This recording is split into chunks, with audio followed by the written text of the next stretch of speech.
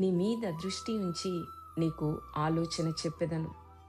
32వ కీర్తన 8వ వచనము. దేవుని యందు భయభక్తులు గల వారిని ఆయన దృష్టి ఉంచుచున్నాడు.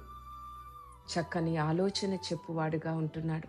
మీరు ఎలాంటి ఆలోచన కొరకు ఎదురు చూస్తున్నారో, మీరు ఏ పరిస్థితుల్లో ఉన్నప్పటికీ దేవుని యొద్ద విచారణ చేసినట్లయితే ఆయన మీకు సరైన దారిని చూపిస్తాడు.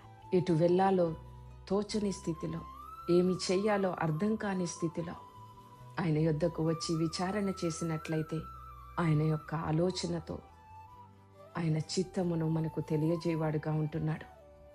కాబట్టి ఇంకా ఆలస్యం చేయకండి. మీ ఆలోచనకర్త ప్రభువై ఉండనివ్వండి. అట్టి రీతిగా పరిశుద్ధాత్మ దేవుడు మిమ్మల్ని ఆత్మలో ప్రేరేపించునుగాక. ప్రార్థన. పరిశుద్ధ తండ్రి, నీకు స్తోత్రాలు చెల్లిస్తున్నాము. నీ వాగ్దానాన్ని బట్టి నిన్ను స్తుతిస్తున్నాము.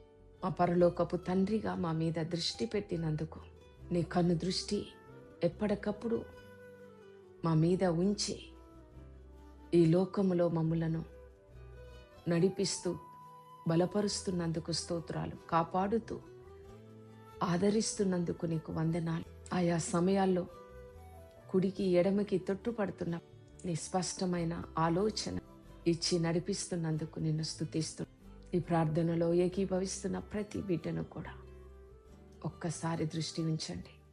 వారు దేని నిమిత్తమైతే ఎదురు చూస్తున్నారు, ఆలోచన కోరుతున్నారు, మీరు వారికి నీ చిత్తమును బయలుపరచమని, ఈ దిన దీవెనలు ఆశీర్వాదాలు అందరిపైన కుమ్మరించమని యేసు పరిశుద్ధ నామమున ప్రార్థించి పొంది నిన్ను స్తుతిస్తున్నాము తండ్రి.